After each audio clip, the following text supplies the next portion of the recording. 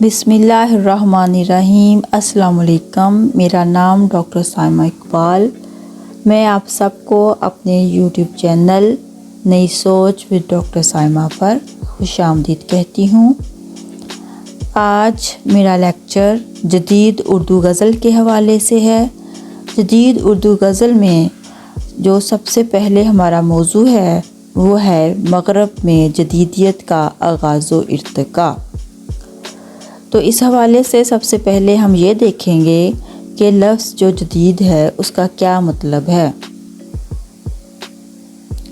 جب مختلف ادوار میں کسی دانشور نے، شاعر نے روایت کی تقلید سے انحراف کیا تو اسے جدیدیہ کہہ کر مطعون کیا گیا۔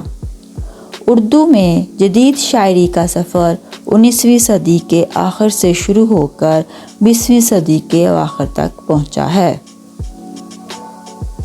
اردو میں جدیدیت کے موضوعات: وجودیت، کرب، مایوسی، تنفر، تنہائی، خوف، بے بسی اور بے کسی، مجبوری، حزن و نداری وغیرہ۔ جدید کسی تحریک کا نام نہیں، یہ ایک ادبی اور فنی رویہ ہے جس میں ادبی اقدار کو اساسی اہمیت حاصل ہے۔ جدیدیت مروجہ رویہ سے گریز کا نام ہے جس میں تخلیق کار اپنے انفرادی تجربہ کو فنی اور تخلیقی پابندی کے ساتھ پیش کرتا ہے، یا پامال شدہ اسلوب ترک کر کے فن کے نئے امکانات تلاش کرتا ہے، اپنی باتیں عریاں اور سپاٹ انداز میں بیان کرنے کی بجائے استعارہ اور علامت کی زبان میں پیش کرتا ہے، اپنے تخلیقی عمل کو خارج کی بجائے ذات کی طرف موڑتا ہے، جذباتی مسائل کو بیان کرتا ہے۔ جدید شاعر معاصرانہ حقیقتوں کی شناخت میں جدید علوم و فنون سے استفادہ کرتا ہے۔ جدید غزل سے مراد غزل میں جدید افکار اور خیالات کے ساتھ ساتھ لہجے اور تیور میں جدت کے علاوہ زندگی کی حقیقتوں، داخلی کیفیات کی حرف بحرف نمائندگی، سماج کی موشگاف عکاسی ہے۔ جدید غزل کو شعراء نے اپنی غزل کی بنیاد حقیقت نگاری پر، پرخلوص داخلی جذبات کی تشہیر پر اور اپنے عہد کے حالات کی سیدھی عکاسی پر رکھی ہے۔ وہ بڑی خوبی سے اپنے مشاہدات اور تجربات کو غزل میں اس طرح بیان کرتے ہیں کہ وہ ہر کسی کو اپنے دل کی بات اور خود پر گزری ہوئی کیفیات لگتی ہیں، اور ان کا اس قدر خوبی کے ساتھ غزل میں ڈھل جانا حیران کن بھی لگتا ہے۔ مغرب میں جدیدیت کا آغاز و ارتقاء۔ اردو ادب میں جدیدیت موضوع اور اسلوب بیان دونوں سطحوں پر اجتہاد سے عبارت ہے۔ اردو ادب کی شعریات اور جمالیات کو مختلف تحریکات اور رجحانات نے محسوس اور غیر محسوس طور پر متاثر کیا ہے۔ مغرب میں جدیدیت ایک ادبی تحریک کے طور پر 19ویں صدی کے آخر میں شروع ہوئی اور 20ویں صدی میں ارتقاء کی منزلیں طے کرنے لگی، مگر معاشرتی اور سائنسی علوم میں جدیدیت کا آغاز 16ویں صدی یعنی نشاط الثانیہ کے بعد ہی شروع ہوا تھا۔ احیاء العلوم کی اس تحریک کے تحت مغربی انسان نے دنیا اور اس کے متعلقات کو نئے سرے سے اور نئے زاویوں سے سمجھنے اور سمجھانے کی کوشش کی ہے۔ اس طرح حیات سے لے کر کائنات اور معاشرت سے لے کر سیاست تک کی موجودہ بلکہ فرسودہ تعبیرات پر سوالیہ نشان لگا دیا گیا تھا۔ اس تحریک کی فکری بنیاد عرب اور یونان کے فلسفہ ادب اور سائنس کی تحقیق پر مبنی تھی، اور جس نے مغربی تہذیب و ثقافت کے علاوہ زندگی کے متعلق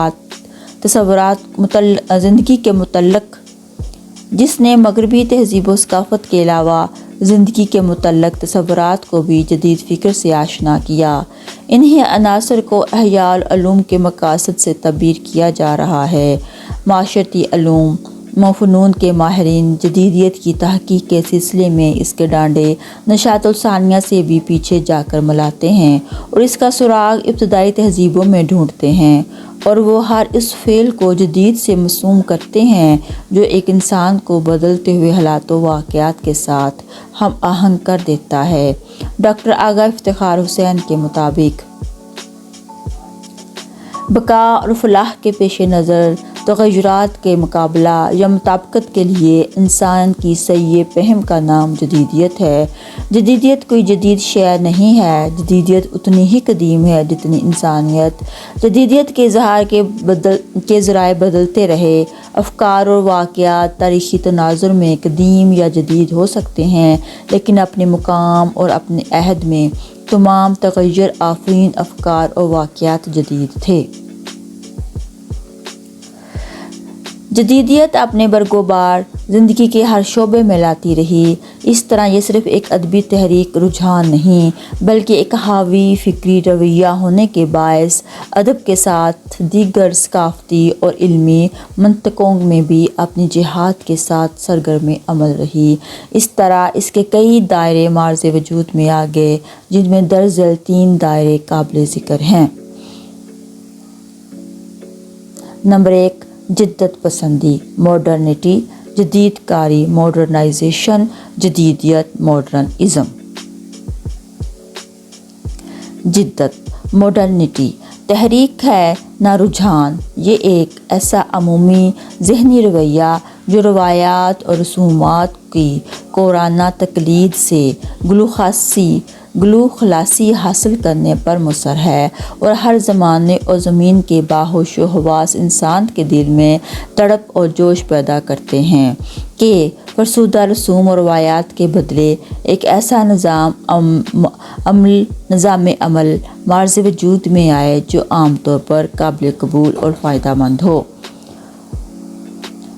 ناصر عباس نیر کے مطابق یہ جدت ہر زمانے میں اور ہر تخلیقار کے ہاں، خواہ کلاسیکی ہو یا رومانوی، جدید ہو یا مابعد جدید، کم یا زیادہ موجود ہوتا ہے۔ اس کے منو ان کوئی باقاعدہ فلسفہ موجود نہیں ہوتا، یہ فقط پامال راستوں سے بچ کر چلنے اور نئے راستوں کی حیرت سے فیضیاب ہونے کا رویہ ہے۔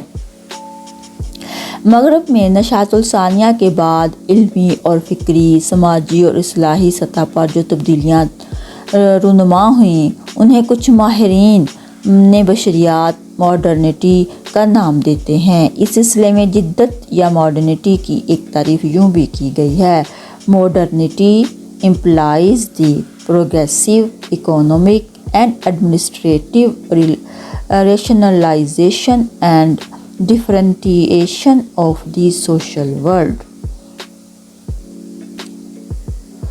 جدیدیت، ماڈرنزم اپنی ماہیت میں اور فکری و فلسفیانہ بنیادوں پر جدت اور تجدید کاری سے مختلف ہے۔ یورپ میں جدیدیت سائنسی عقلیت پسندی کی تحریک تھی جو مذہبی تصورات کو جدید فکری اور عقلی میلانات سے ہم آہنگی پر مؤثر تھی۔ مذہب کو جدید عقلی رویوں کے تابع کرنے سے مذہبی اعتقادات متزلزل ہو گئے، جس کے نتیجے میں ہیومنزم معرض وجود میں آئی۔ مغرب میں جدیدیت کے ماہر کے طور پر ڈارون کے نظریہ ارتقاء دی تھیوری آف ایولیوشن، مارکس کی جدلیاتی معاشی تھیوری ڈائلیکٹیکل اکنامک تھیوری، اور فرائڈ کا لسانیو سائیکی کا model psycho analytic model of human being کو اہمیت حاصل ہوئی، کیونکہ یہ سب کلیت اور وفاقیت کے دعوے دار ہیں۔ جدیدیت ایک فکری اور فلسفیانہ رجحان کے طور پر 20ویں صدی کی مختلف دہائیوں میں مختلف ممالک میں پھولی، گویا یہ ایک بین البراعظمی انٹر کانٹیننٹل ثابت ہوئی۔ ناصر عباس نیر نے مختلف ممالک میں جدیدیت کے آغاز و ارتقاء کو اس طرح پیش کیا: فرانس میں اس کا زمانہ 1890 تا 1940 مانا جاتا ہے۔ روس میں بھی قبل از انقلاب تا 1920 یہ مروج رہی۔ جرمنی میں 1890 تا 1920، انگلستان میں یہ 20ویں صدی کے آغاز سے 1930 تک، اور امریکہ میں پہلی جنگ عظیم سے لے کر دوسری جنگ عظیم کے آغاز تک، یعنی 14 سے 1939 تک جدیدیت کا چلن رہا، اور ہمارے ہاں اس کا آغاز 20ویں صدی کی چھٹی دہائی سے ہوا، یعنی 1960۔ یہ بات ابھی متنازع ہے کہ اردو میں جدیدیت کا خاتمہ ہو گیا ہے اور مابعد جدیدیت شروع ہو چکی ہے۔ تاہم اس سلسلے میں ایک بات کہنا ضروری ہے کہ رجحانات اور تحریکیں اچانک شروع ہوتی ہیں، نہ دفتن ختم ہوتی ہیں، یہ رفتہ رفتہ اور بتدریج پروان چڑھتی ہیں۔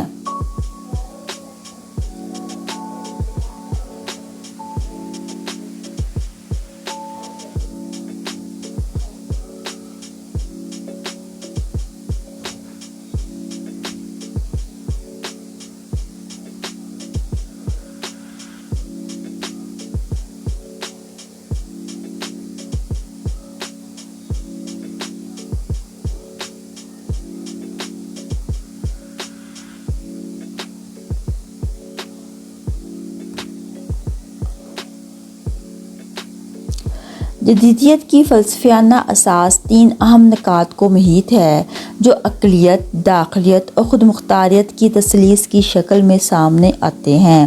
یہ تینوں ایک ہی سلسلے کی کڑیاں معلوم ہوتی ہیں۔ نتشے کے سپرمین کے تصور نے بھی مغربی جدیدیت کو فکری بنیاد فراہم کی۔ سپرمین تو معاشرے سے الگ، منفرد اور برتر تھا، جو طاقت اور توانائی کی زبردست خواہش رکھتا تھا۔ اس سے یہ اندازہ لگانا ذرا بھی مشکل نہیں کہ سپرمین کسی مقصد اور ماورائے نصب و لعن کی غلامی پسند نہیں کرتا، بلکہ خود مختار اور شدید انفرادیت پسند تھا۔ آگے چل کر انہی عناصر سے وجودیت کا فکری تانہ بانہ تیار ہوا ہے، اور اس طرح وجودیت کے فلسفے کو جدیدیت کی بنیاد کے طور پر تسلیم کیا گیا ہے۔ وجودیت دراصل مذہبی روایت پسندی اور تقلیدیت کے رد عمل کے اثر سے سامنے آئی، اور اس کے بنیاد گزاروں میں کرکیگارڈ کا نام مناسب اہمیت کا حامل ہے۔ یہاں پر اس بات کا ذکر بے محل نہیں ہوگا کہ وجودیت سے خارجی بیگانگی، ایکسٹرنل الائنیشن مراد نہیں، بلکہ سارتر کے الفاظ میں انسان جو فیصلہ کرتا ہے وہ صرف اس ذات سے محدود نہیں ہوتا، بلکہ وہ اس میں تمام عالم کے انسانوں کی فلاح و بہبود کا سامان بھی ڈھونڈتا رہتا ہے۔ سارتر وجودیت کا مفکر ہونے کے علاوہ مارکسی تصورات کا قائل تھا، گویا وہ اپنی ذات میں وجودی بھی تھا۔ وجودیت کا پورا فلسفہ اگرچہ خارجی دنیا سے کلی طور پر بیزاری پر منحصر نہیں، لیکن اتنا بہرحال صحیح ہے کہ یہ خارج اساس نہیں، جبکہ مارکسیت کا فکری تعارف بود اجتماع اور اقتصاد سے تیار ہوتا ہے۔ اس لیے ان دو کے درمیان جوڑ بٹھانے کی کوئی بھی کوشش غیر عقلی اور جذباتی ہوگی۔ اچھا جی، یہاں پہ جی ہم نے دیکھا کہ لفظ جدید کا کیا مطلب ہے، اور مغرب میں یعنی مغربی ممالک میں جدیدیت کا آغاز 20ویں صدی کے شروع میں ہوا، اور ہمارے ہاں اردو میں یہ 20ویں صدی کی چھٹی دہائی میں آیا، اور اس کی جو بنیاد میں وہ کون کون سی فکر ہے جو اس کی بنیاد بنی مغرب میں۔ ابھی ہم نے اردو میں جب جدیدیت کا آغاز و ارتقاء دیکھنا ہے تو اس میں ہم دیکھیں گے کہ اردو کے اندر کون سی ایسی وجوہات یا اسباب تھے جس سے جدیدیت کا آغاز ہوا۔ تو یہ لیکچر یہاں تک تھا، مجھے اجازت دیں، اللہ حافظ۔